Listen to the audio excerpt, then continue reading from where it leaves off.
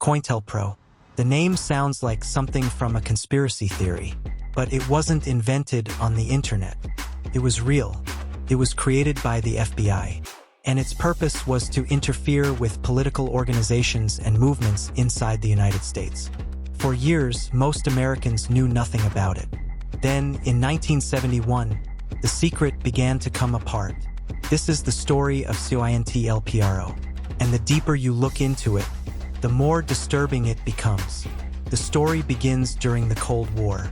The United States was deeply concerned about communism. The FBI was already monitoring political organizations it considered dangerous. In 1956, the Bureau created a program called COINTELPRO. The name stood for Counterintelligence Program. Its original target was the Communist Party of the United States. But the program did not stay limited to communists. Over the years, it expanded. The Socialist Workers Party became a target. The Ku Klux Klan became a target. Black nationalist organizations became targets. The Black Panther Party became a target. And eventually, other political and social movements were targeted as well. At first glance, the word counterintelligence may sound reasonable. Governments have a legitimate interest in protecting national security. But COINTELPRO involved something much more controversial. The objective was not simply to gather information. The FBI used methods intended to disrupt organizations, create internal conflict, and damage reputations. In its own historical description, the FBI acknowledges that agents infiltrated groups, sowed discord, and attempted to discredit activities. This is where the story changes, because surveillance is one thing, but actively trying to destroy an organization from the inside is something very different. Imagine joining a political organization. You trust the people around you. You discuss your plans. You organize meetings. You build relationships. And then you discover that someone inside your organization has been reporting your conversations to the government. That happened. Infiltration was one of the methods associated with COINTELPRO. But there was another tactic: disinformation. The objective could be to create suspicion between people, encourage conflict, or make members turn against one another. And that creates a very powerful weapon. You don't necessarily have to arrest everyone. You can make people stop trusting each other. You can create paranoia. You can weaken relationships. You can damage leadership. And eventually, the organization may begin destroying itself. This was not simply a theory about psychological manipulation.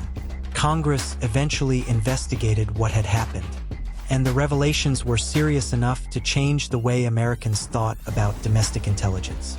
One of the most important targets was the civil rights movement. Martin Luther King Jr. was monitored by the FBI. Documents show that FBI surveillance and counterintelligence activities were directed against King and the Southern Christian Leadership Conference. The Senate's later investigations documented COINTELPRO activities involving King and other civil rights organizations.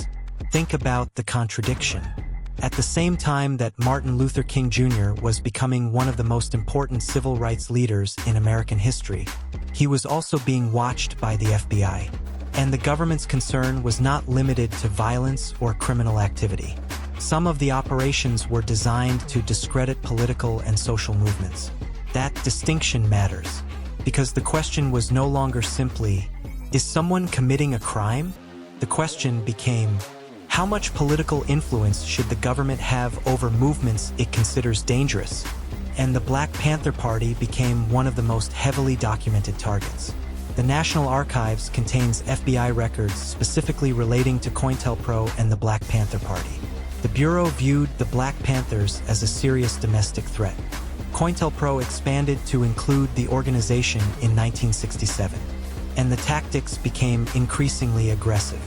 Agents collected intelligence. They monitored leaders. They cultivated informants. And they attempted to disrupt the organization's activities. The purpose was not merely to understand what the group was doing. The purpose was to weaken it. One FBI document concerning Black nationalist organizations described the objective in explicit terms: expose, disrupt, misdirect, discredit, or otherwise neutralize. Those words appear in the historical record. And that is one reason COINTELPRO remains so controversial. Because the language itself reveals the strategy. This was not simply observation. It was intervention. But then something happened that the FBI did not expect. In 1971, a group broke into an FBI office in Media, Pennsylvania. They stole hundreds of documents, and those documents were eventually provided to journalists. Suddenly, the public could see what had been happening behind closed doors. For years, the program had existed largely outside public awareness. Now documents were appearing in newspapers, and Congress began asking questions. The revelations became part of a much larger investigation. In 1975, the Senate created the Select Committee to study governmental operations with respect to intelligence activities. The committee became known as the Church Committee. Its investigation was enormous. The committee held hundreds of meetings, interviewed hundreds of witnesses, and examined approximately 110,000 documents. And COINTELPRO was one of the major subjects. The Senate investigation described the program as covert action designed to disrupt and discredit groups and individuals considered threats to the social order. That sentence is important because it means that the story of COINTELPRO is not based on speculation. It was investigated by the United States Senate. The documents became part of the historical record, and the program itself became a symbol of the dangers of unchecked domestic intelligence operations. In 1971, the FBI officially ended COINTELPRO, but ending a program does not erase its consequences. The revelations led to new criticism, new restrictions, and new rules governing FBI national security investigations. The country had learned something uncomfortable. A government agency created to protect national security could also become involved in activities that threatened constitutional rights. And this is where we need to be careful. COINTELPRO does not prove every theory about government surveillance. It does not mean every political movement was secretly controlled. And it does not mean every person connected to the FBI was involved in abuse. History is more complicated than that. But COINTELPRO does prove something important. Government institutions can operate in secret. They can make decisions that are hidden from the public. And when oversight fails, those decisions can go much further than people realize. That is the real lesson.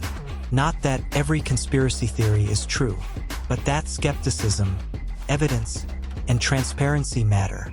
Because without documents, a secret operation can remain a rumor. But once the documents appear, history changes. And that is exactly what happened with COINTELPRO. For years, the public did not know the full story. Then documents were stolen. Journalists investigated. Congress investigated. And the secret program became part of the historical record. Today, we live in a very different technological world. Governments can collect enormous amounts of information. Companies can track digital behavior. Artificial intelligence can analyze patterns on a massive scale. And people often ask, how much surveillance is too much? Who is watching the watchers? And who watches the people with access to the information? COINTELPRO cannot answer those questions for us. But history gives us something valuable. A warning. Power without oversight can become dangerous.